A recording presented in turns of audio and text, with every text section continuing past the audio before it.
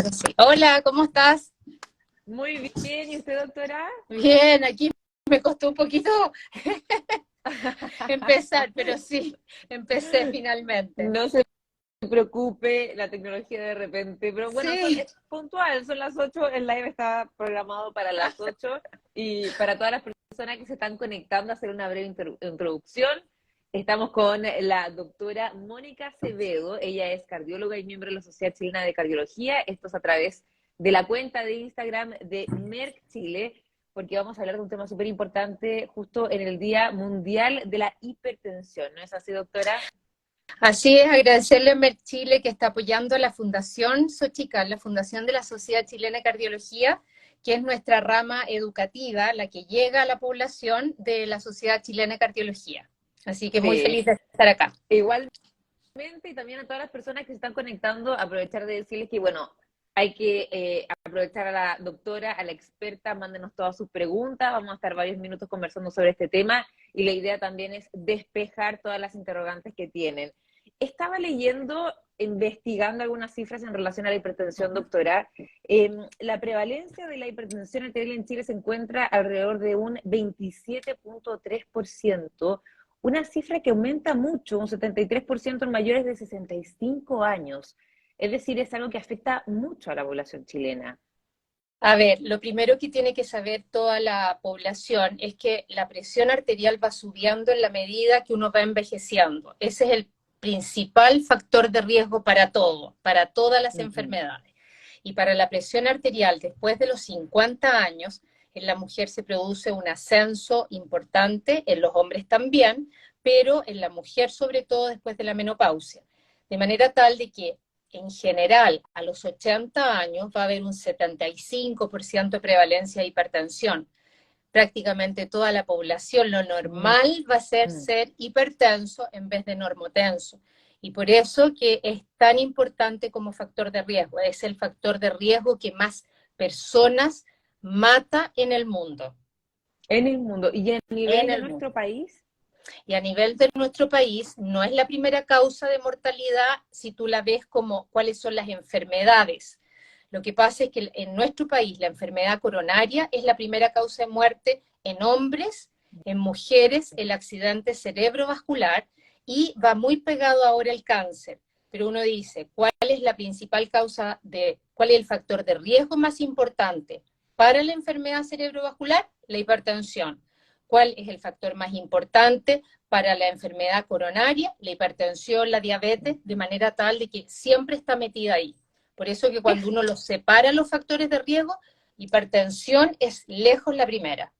mira, es fácil detectarlo porque al menos de lo que estaba leyendo, muchas personas puede que tengan hipertensión, pero no lo saben.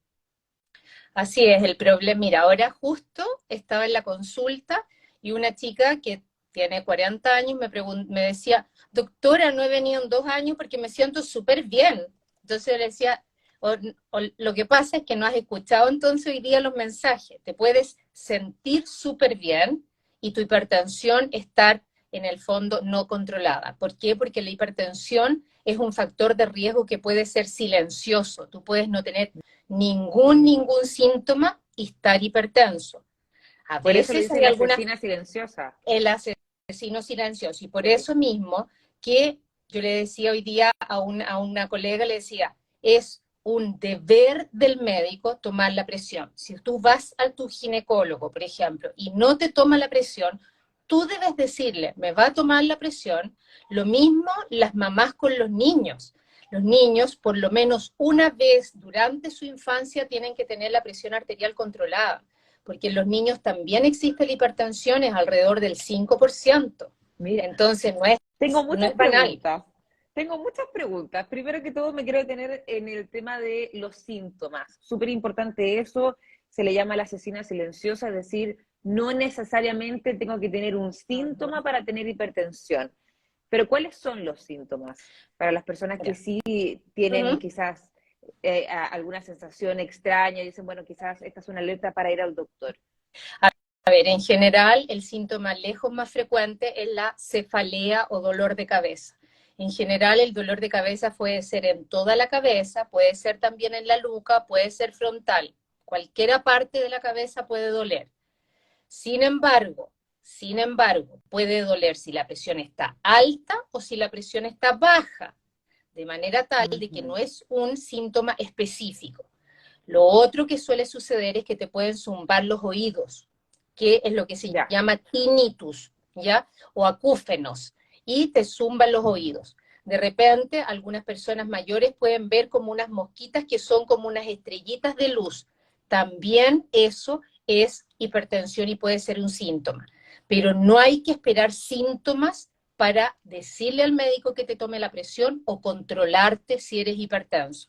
Sí. Porque muchas veces puedes tener un accidente vascular, haber estado perfecto, y de repente empezar con una cefalea, dolor de cabeza intenso, y eso puede reflejar una hemorragia cerebral, por ejemplo. Mira. Entonces, el control es lo más importante. No esperar tener síntomas, sino que controlarse.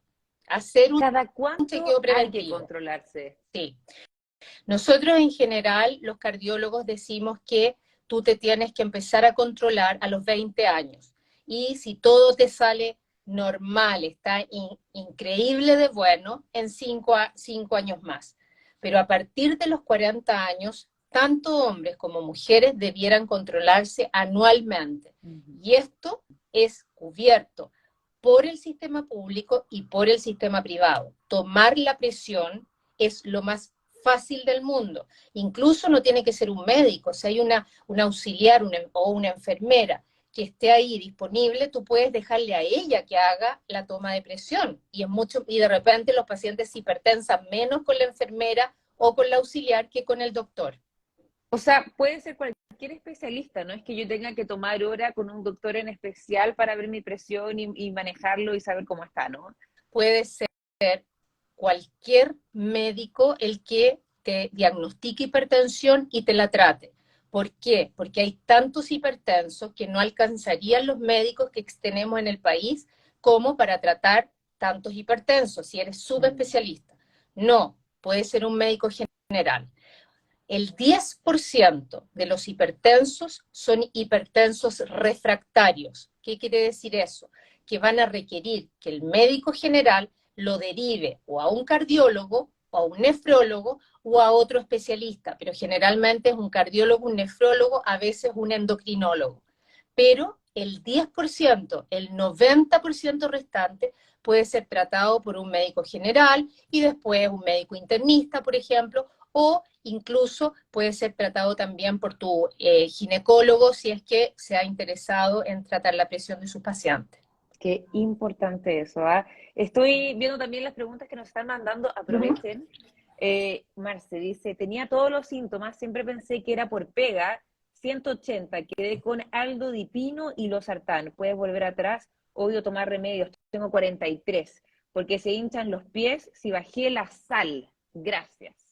¿Qué significa esa pregunta en el fondo? Porque también la sal, estaba leyendo, la sal y la alimentación incide mucho. A ver, la alimentación incide mucho y por eso que es importante. Primero, si tú tienes mamá o papá, o los dos que son hipertensos, tú tienes que controlarte, porque tus papás son hipertensos. Puede haber herencia de hipertensión, o bien puede haber ambiente hipertensivo. ¿Qué quiere decir eso? Tus papás comían con mucha sal, tú vas a comer con mucha sal. Si tus papás eran un poquito más gorditos, en el sentido de que estaban un poquito sobrepeso, tú también puedes ser, porque todo uno lo comparte, las costumbres se comparten.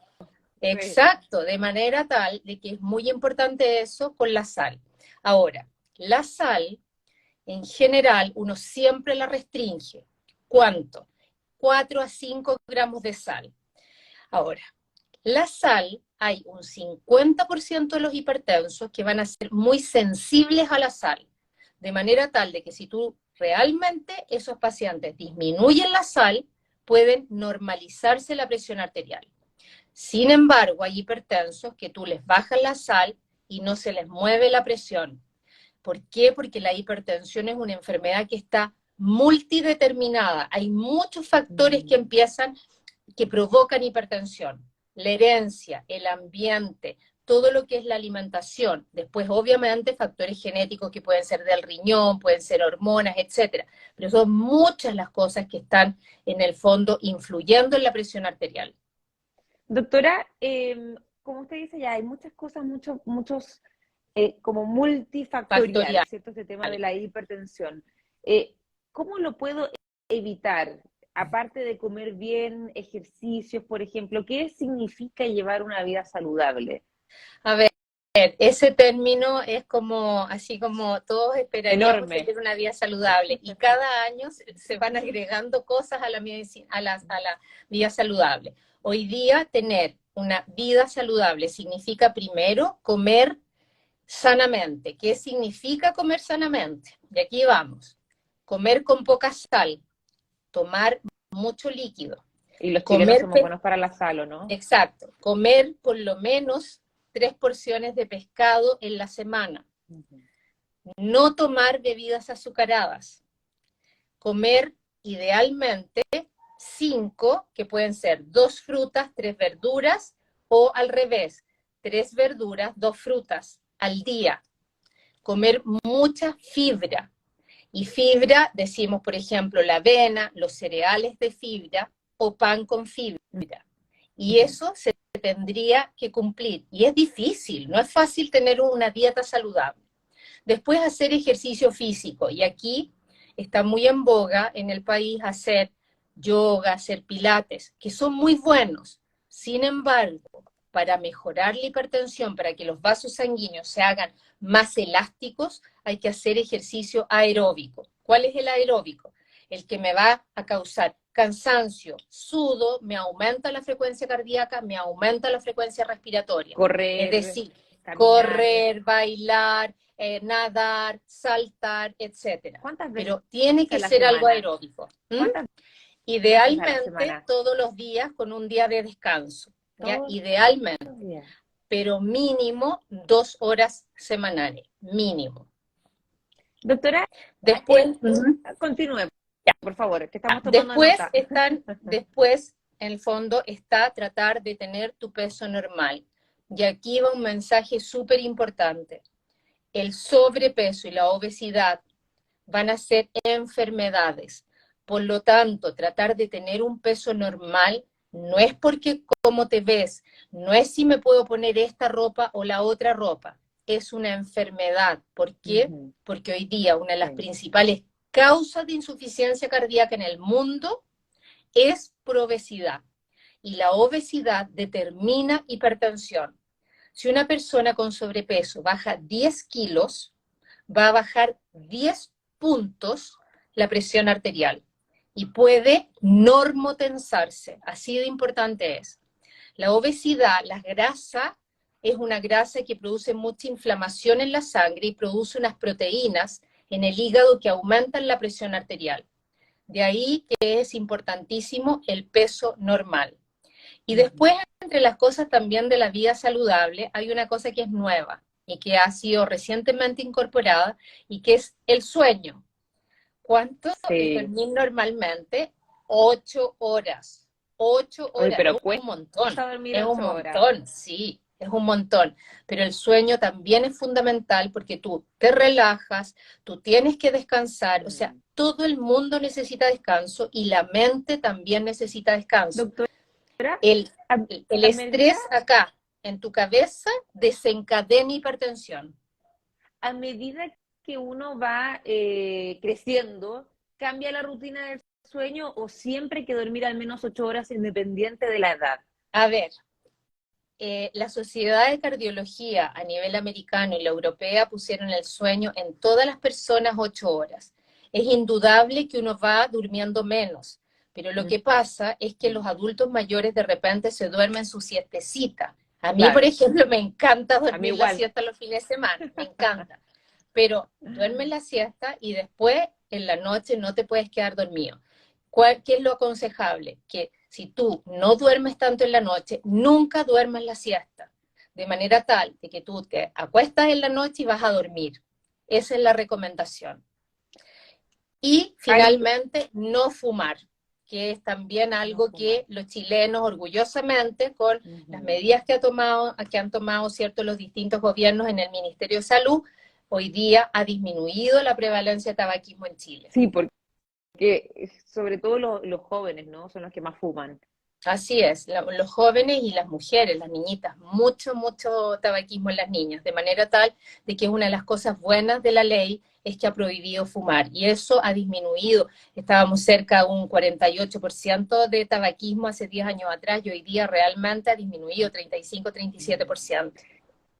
Félix nos escribe, es difícil dormir tantas horas, y es verdad, con el ritmo de vida es difícil dormir al menos 8 horas, pero hay que intentarlo. Mar Sanguita nos envió hace unos minutos una pregunta bien interesante. Dice, ¿es verdad que Biosal no afecta la presión?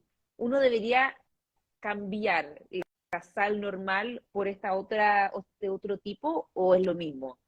A ver, la biosal, hay distintos tipos de biosal, pero la más comprada es la que tiene 50% de sodio, que es sodio, sal como la que tú compras en el fondo en el supermercado, y el otro es una sal que es una sal potásica, es decir, tiene potasio.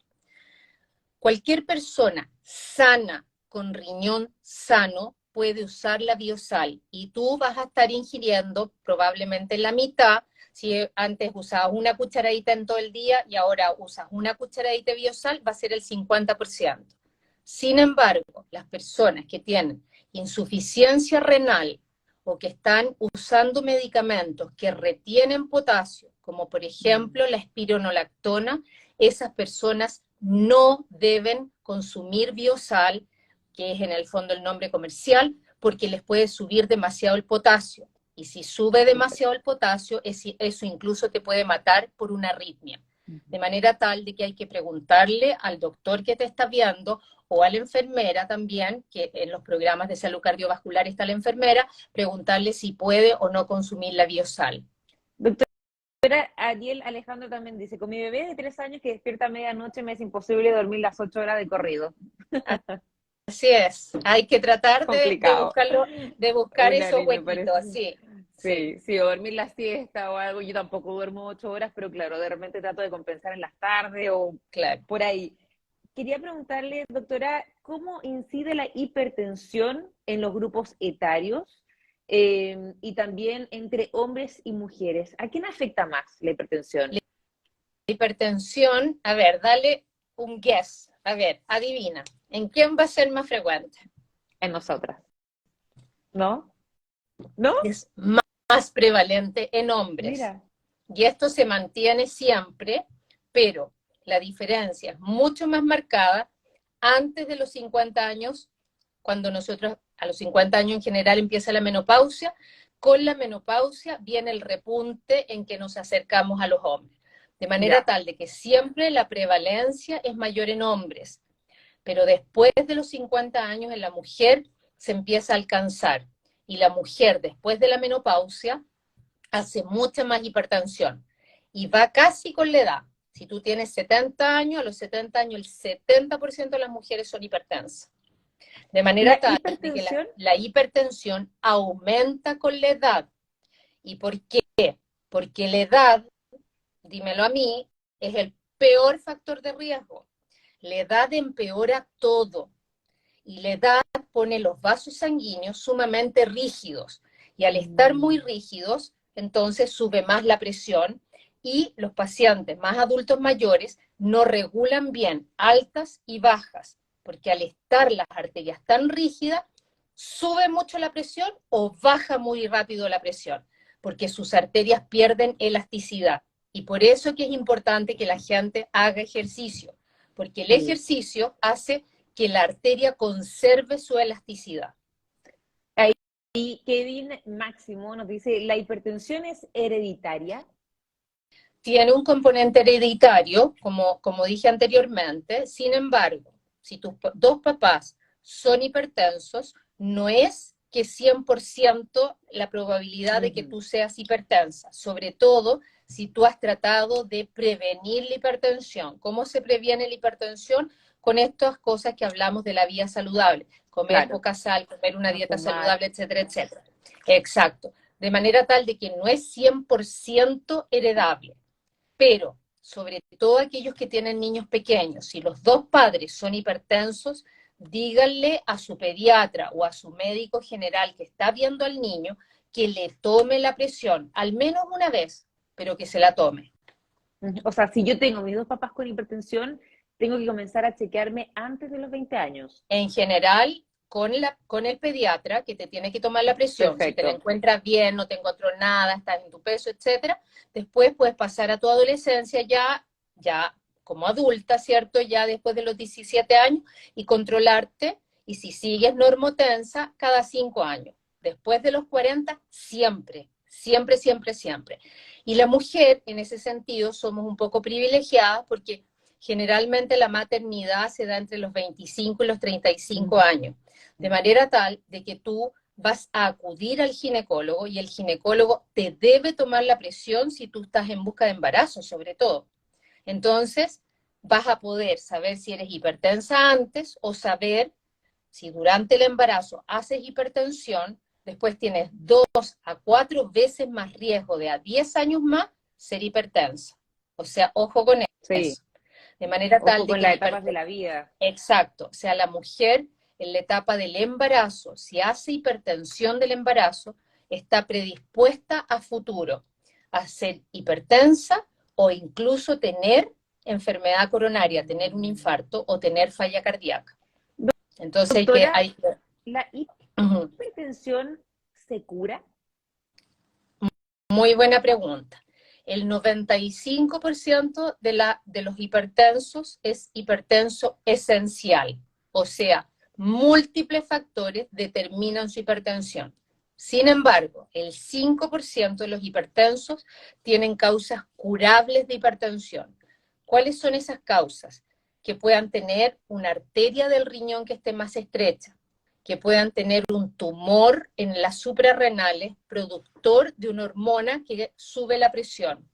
Y después, en el peor de los casos, tener algunos tumores que son secretores de adrenalina, que son enfermedades bien puntuales. Y después, las grandes causas que también se pueden curar es si tú tienes hipertensión secundaria a una obesidad por SAOS, por ejemplo, si tienes un síndrome de apnea obstructiva del sueño, te puedes hacer hipertenso.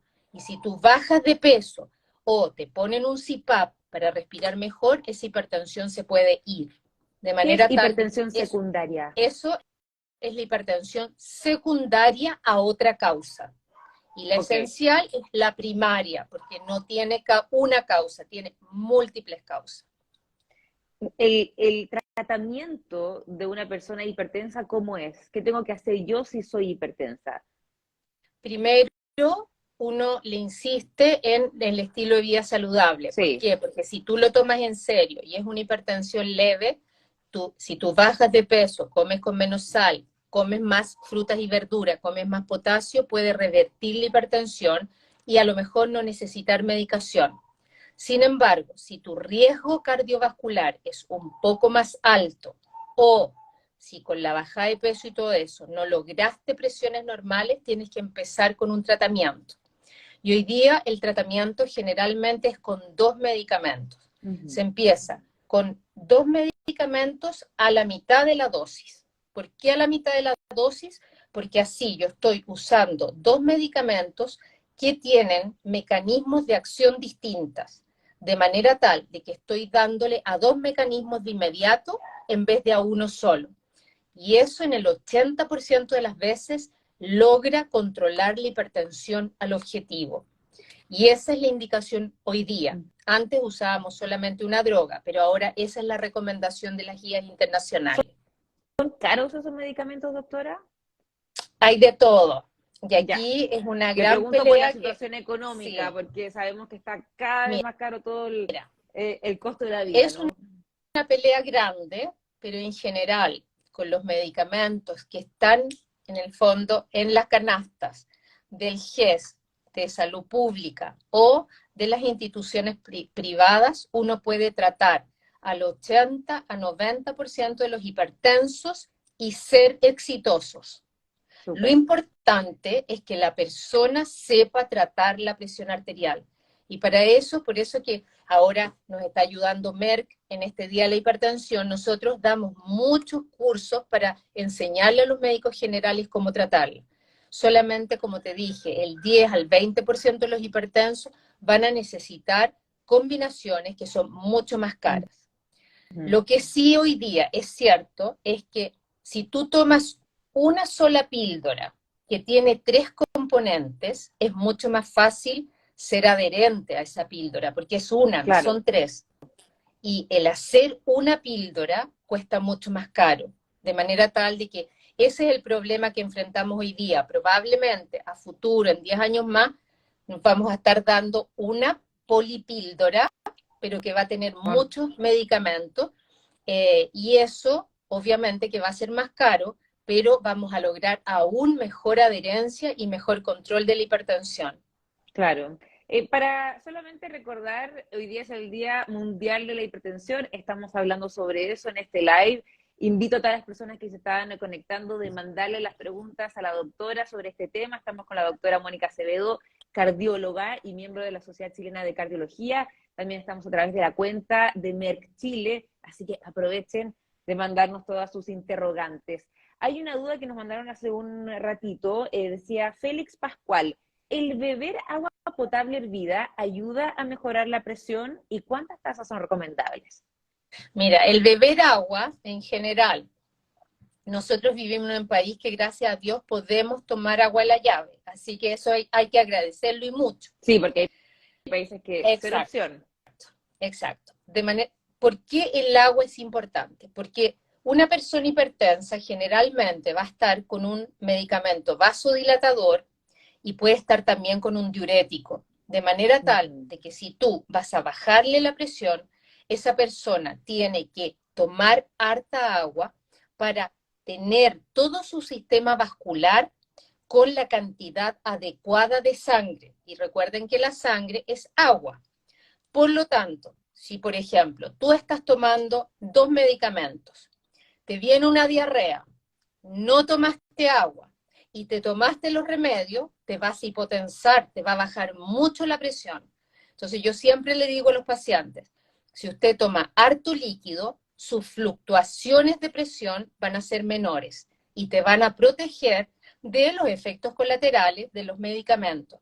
¿Cuánto hay que tomar? 2 litros de agua al día. Y por otra parte, el agua es el mejor amigo del riñón. Entonces, si tú siempre tomas agua, tu riñón va a estar más protegido. Y el riñón es un controlador de todo el sistema de presiones arteriales de todo el organismo.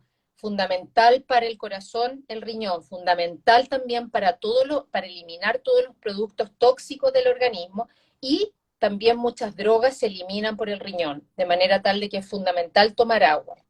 Ahora, si el agua es cocida, como te digo, no cocida, da lo mismo. Eso sí, y esta es una pregunta que salta, que hay muchas aguas minerales que tienen sal.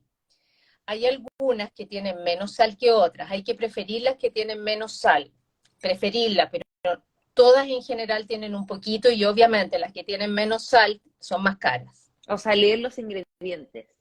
Exacto. Pero si no, tome agua a la llave. También. ¿El agua gasificada cuenta o mejor no? El agua gasificada, sí, porque el agua gasificada es agua. Ya. Hay alguien que nos pregunta, consulta, ¿el ají hace mal para la presión?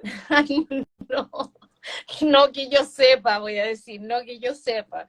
Ya. No, el ají en el fondo te puede caer un poco mal si tú eres delicado del estómago, tienes mucho reflujo, etcétera, pero no que vaya a ser mal para la presión. No. Otra persona nos pregunta, Vázquez Godoy, dice, ¿en la altura geográfica se agudiza el tema de la presión para un hipertenso?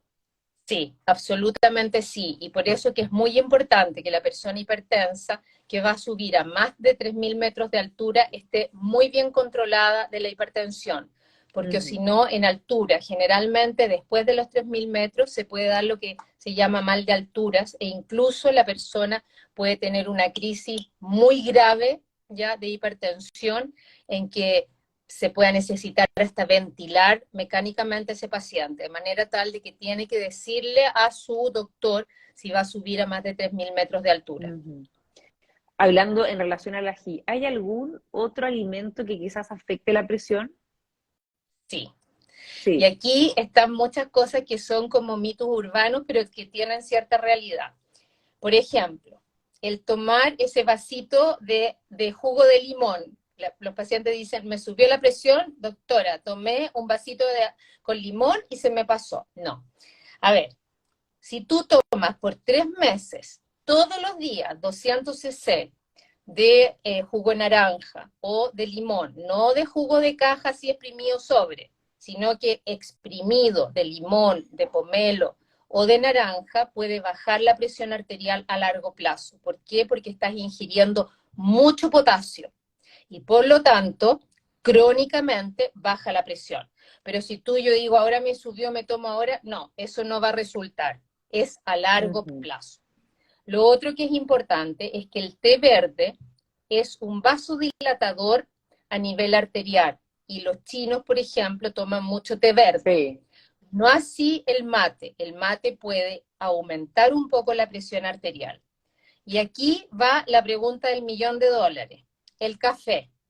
El café, sí. Se ha demostrado muchos estudios, pero mal hechos, desgraciadamente, pero el estudio más grande que se hizo en el Reino Unido sobre la ingesta de café y el deterioro de la hipertensión mostró que no hay deterioro de la presión arterial, no se descompensa el paciente. Esto con cualquier tipo de café, café en grano o café en polvo. Yo le digo a los pacientes que pueden tomar café siempre y cuando no les taquicardice, o sea, aumente mucho la frecuencia cardíaca, ¿ya? Pero si tú tomas cualquier café instantáneo o incluso en grano, no va a pasar nada. Y tampoco el café causa más arritmias. Eso ya se ha demostrado, existen estudios. Acá nos mandan otra pregunta, solamente en relación al café, porque yo soy una gran consumidora de café. ¿Somos café? Yo creo que muchas de las personas que nos están viendo también toman harto café. Mire, ¿es bueno tomar café, por ejemplo, en ayuno? Mucha gente toma el café a primera hora de la mañana y después de un rato desayuna. Yo hago eso, por ejemplo. ¿Eso está bien? A ver, no es que esté bien o mal. Ya. En ayuno el café es ácido, te va a causar un poco de acidez. Entonces tienes que tener cuidado en eso. Ya. Entonces el café te puede aumentar el reflujo y dar acidez, de manera tal de que es mejor consumirlo si has comido algo. ¿ya? Pero el café, incluso en ese estudio del Reino Unido, produjo menos muertes cardiovasculares. Es bien importante eso y es bien curioso. Y lo otro es que se ha demostrado en algunos estudios observacionales que el tomar más café disminuye la incidencia de enfermedad de Parkinson. No se sabe por qué, pero eso dicen los estudios observacionales. Y con respecto después a las bebidas energéticas, hay que ver la cantidad de cafeína que trae. Hay el típico que estuvo así, el con alas, ya para no decir la marca, en general traía como 40 miligramos de cafeína, si mal no recuerdo. En general 40 miligramos no es mucho. 1. 2, 3 sí van en el fondo siendo unas cargas mayores de cafeína, que lo más que producen es taquicardia, o sea, aumento en la frecuencia cardíaca, el paciente puede empezar a sentir palpitaciones. Entonces, en ese sentido, se va a sentir acelerado, se va a sentir ansioso, angustiado. Más que aumento de la presión per se, son esas cosas, la angustia, las que llevan a que la persona pueda aumentar su presión arterial, de manera tal de que desaconsejarlas en los pacientes que son hipertensos. Mira, voy a leer algunos mensajes, doctora, dicen, mañana vamos por café, doc, la amo, dice Marce. Muchas gracias por toda la buena onda que le han entregado a la doctora. Y muchas preguntas que no han llegado. A ver acá, Kai Nizar dice, ¿hay alguna dosis máxima de café al día? Lo que pasa, por eso digo, en general, los 40 miligramos o menos no es nada. 80 miligramos hacia arriba empieza a ser un poco más que te vas a sentir muy acelerada, te vas a sentir como ansiosa, como nerviosa, esa es la sensación, de manera tal de que eso no conviene, sobre todo a los adultos mayores, ¿ya? Yo de repente veo en la universidad donde trabajo, en el hospital, que los becados andan con unas que se llaman Monstruo, algo así. ¿Ya? Uy, tienen mucha cafeína. Y por eso yo les digo de repente, tómense un café así expreso doble en vez de tomar esas bombas atómicas, ¿ya? Porque realmente los pone muy nerviosos. Más Sí, que despertarlo, andan así como, no sé. Entonces, yo las desaconsejo, sobre todo en adultos mayores. sobre todo en adultos mayores. Sí, Claro, porque el café también tiene como una reacción que te despierta sí. rápidamente, pero también, cómo se llama esa curva? Como que baja rápidamente el No, efecto. por eso el efecto se va rápido, ¿ya? Porque después se elimina, pero lo importante es que el café tiene esa cosa que tú te tomas el cafecito y dices, uy, estoy súper dormida, te tomas un cafecito y como que, uy, estoy mejor. Sí. Pero si tú tomas mucho y sigues tomando mucho, empieza la cosa que da más nerviosismo, te da como un poquito de angustia.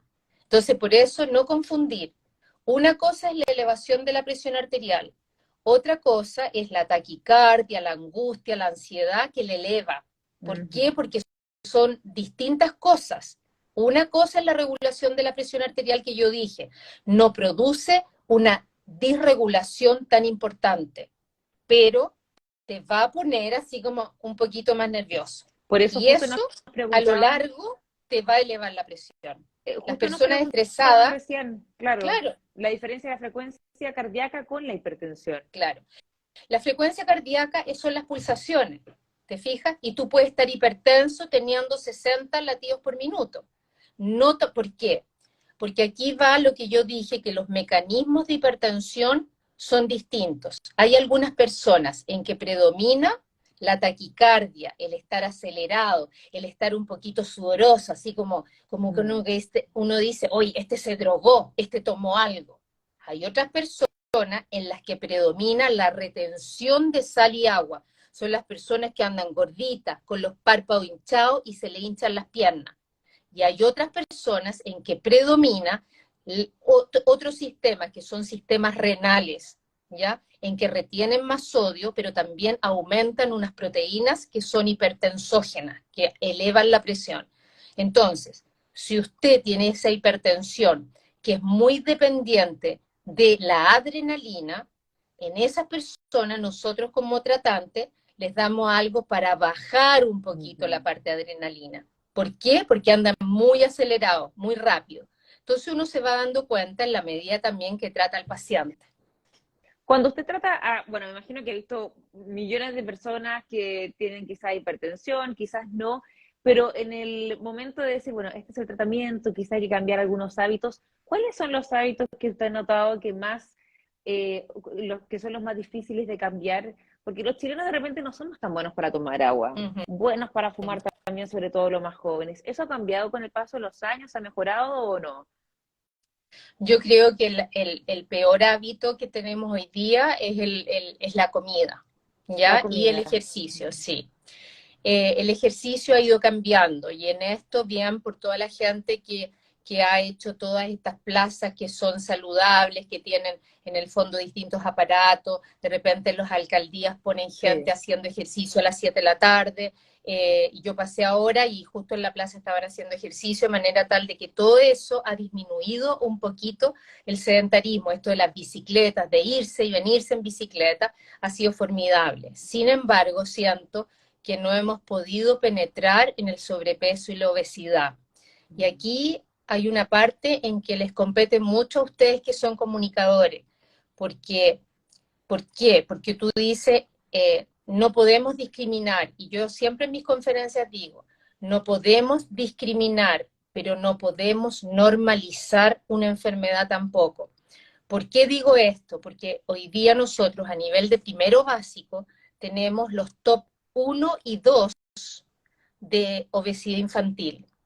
De manera tal de que si tú piensas que tus hijos o mis nietos después van a ser hipertensos en la adolescencia y después en la adultez temprana van a seguir siendo hipertensos, la sobrevida de ellos se va a cortar mucho. Y por eso que es tan importante tratar de explicar que la dieta es fundamental. Y yo lo haría súper simple. Primero, decirle a las abuelitas que se metan en qué comen los nietos.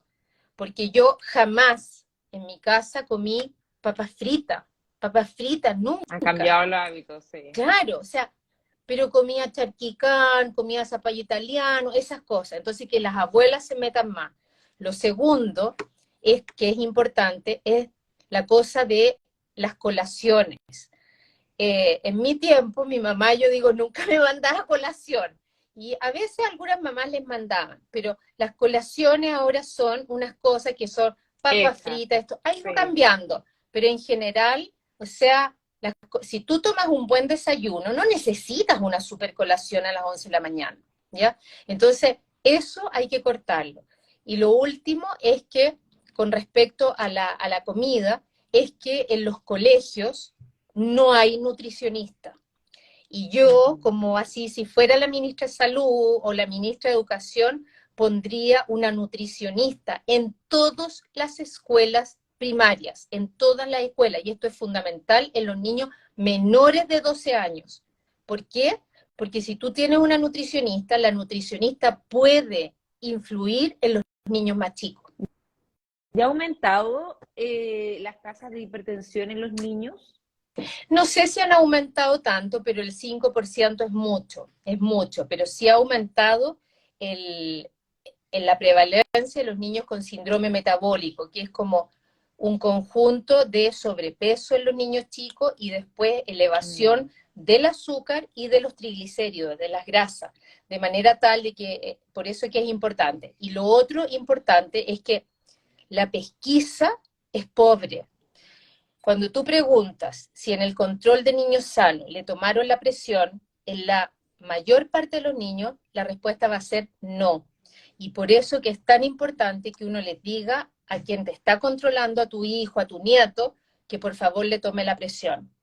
Yo pienso que después de la pandemia, en la próxima encuesta nacional de salud, vamos a tener un rebote de factores de riesgo que va a incluir también a la gente más joven. Y en los mayores, Va a esa ser tasa peor. también. Sí, Y eso, sí.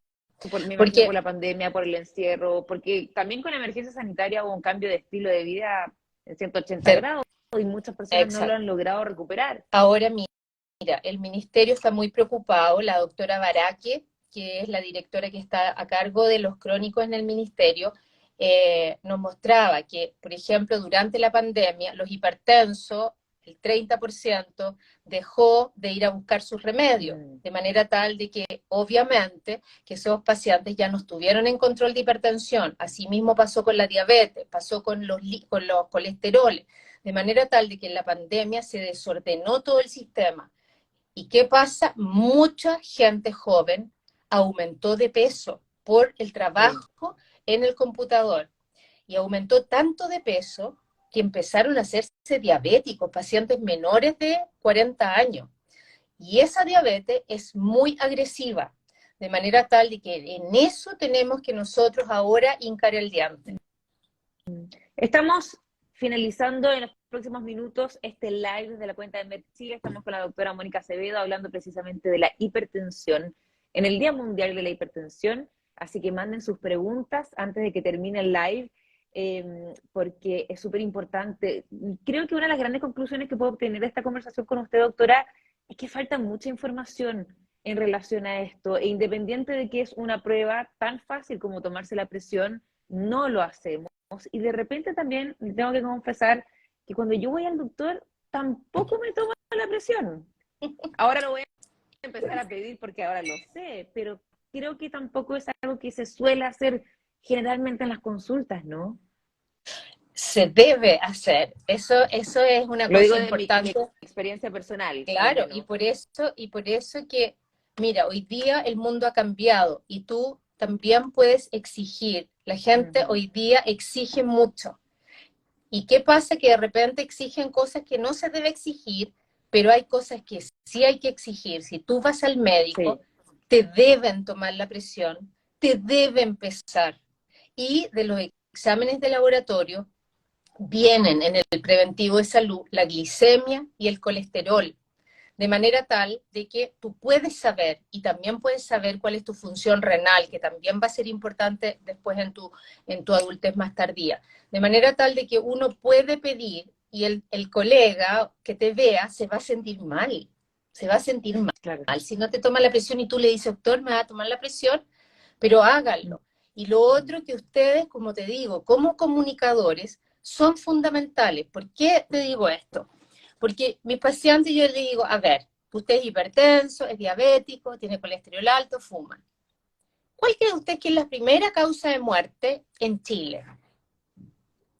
Entonces, no sé, el cáncer gástrico. La mujer me dice el cáncer de mama. Pero yo le digo, mire, usted es hipertenso, es diabético, ¿cuál es? Y me contestan eso. No me contestan la enfermedad cardiovascular, que es la primera causa. Entonces, hay algo que nosotros como médicos no transmitimos bien. Y ustedes como comunicadores pueden hacer este link, decirle, mire, estos factores de riesgo son los que provocan esto otro y están unidos. Y nosotros probablemente lo decimos muy enredado, en que la gente no hace clic. Nosotros hemos hecho encuestas en la Sociedad Chilena de Cardiología y el 80% de las personas que hemos entrevistado conocen sus factores de riesgo, pero les preguntas de qué se van a morir y te Claro. dicen de cáncer, no te dicen de enfermedad cardiovascular. ¿Y por qué es importante esto para las mujeres? Porque las mujeres vivimos más que los hombres. Y si tú tienes un accidente vascular, un infarto cerebral, y quedas hemipléjica, tu calidad de vida va a ser pésima. Y vas a vivir hasta los 83 años, y si lo tuviste a los 70 años, la vas a pasar re mal, Sí, no mal, re sí. mal. Entonces, por eso que ustedes también tienen que ayudarnos en esto con la población. Tratamos de hacer eso y por eso este espacio es súper valioso. Hay muchas personas que están conectadas con nosotros ahora y lo agradezco mucho. Se nota que hay interés en relación a la hipertensión. Así que claro, la idea es que haya más información sobre esto y las personas puedan diagnosticarlo con tiempo. Hay muchas preguntas también que nos han llegado. Una muy, muy relevante. Dice Margarita, ¿trabajar con mucho estrés sube la presión? Sí, puede desestabilizar la presión en las personas que son hipertensas y son muy sensibles. Mira, hay una cosa que se llama la hipertensión delantal blanco, y es cuando tú llegas, te toman la presión y ves al doctor y ¡pah! Se te dispara la presión. Eso también es estrés. Las personas que viven con estrés o que son muy estresadas, siempre su presión va a estar desestabilizada. ¿Por qué? Porque el estrés es un desencadenante de presión arterial elevada. O sea, yo Entonces cuando esa persona, veo al doctor, pero claro, ¿por qué cuando veo al doctor se me sube la presión? porque uno se pone nervioso cuando te van a tomar la presión, hay un Ay, efecto que mira. se llama delantal blanco. Y a algunas personas les llega, pero así 200, y después tú le haces un holter, un monitoreo de presión arterial y están normales. Y es solo por estrés.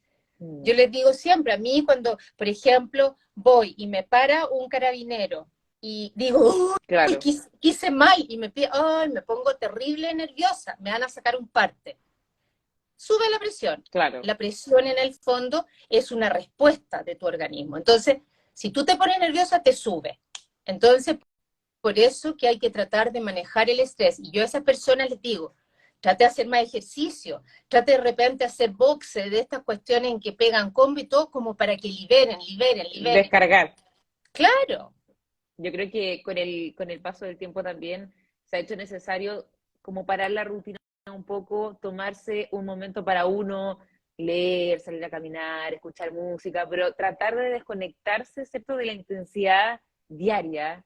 Me imagino que eso también es importante, ¿no? absolutamente, y está demostrado, por eso que dije, o sea, el ejercicio aeróbico hace que las arterias se hagan más Ujú. elásticas. No quiere decir que el hacer pilates o el hacer yoga no sea bueno. Sirve para relajarse y para mantener, si por ejemplo tú te sube la presión y sabes cómo respirar y sabes cómo relajarte, eso es muy positivo desde ese punto de vista de esa disciplina. Más preguntas. Pa Paola dice, a los niños de 8 años se les debe tomar la presión Si es así, ¿cuáles son su rango? A ver, la presión arterial en los niños está percentilada. ¿Qué quiere decir esto? Que primero por el sexo, por el peso y por la talla, se ven en un gráfico en que tú los clasificas. De manera tal de que en un niño yo no te puedo decir si va a ser 160, lo normal, porque si tiene 8 años, si es hombre o si es mujer, o si pesa más o menos, va a cambiar. Entonces los pediatras la tienen que ver en una tabla y ellos sacan un puntaje asignado para corregir la presión y ahí te dicen si está normal o está anormal. Estamos terminando este live, pero me gustaría de esta larga conversación quizás hacer un resumen. Aquí hay que ponerle ojo. Hemos hablado de la alimentación, del sueño, del café, de las comidas, de la información, del diagnóstico, etcétera. Para las personas que quizás no alcanzaron a estar al inicio de este live, las últimas recomendaciones que le puede entregar a todas las personas que están ahora conectadas.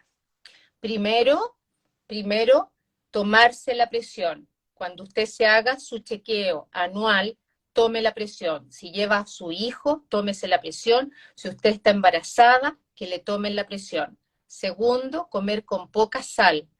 Tomar 2 litros de agua al día. Tratar de mantener un peso normal, no para lucir mejor, sino por tu salud.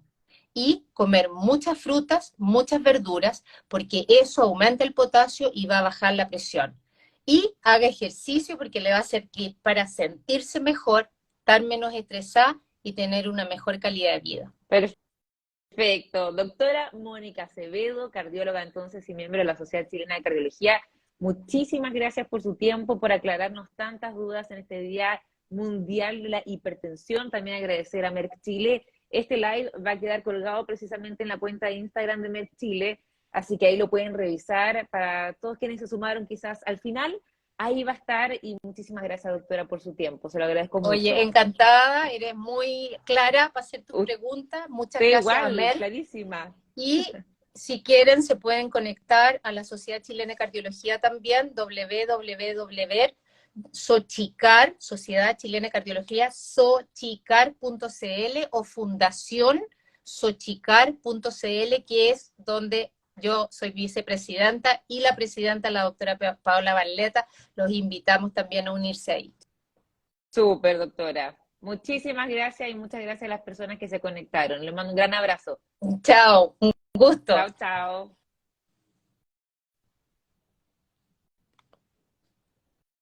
Ahí creo que se tiene que desconectar.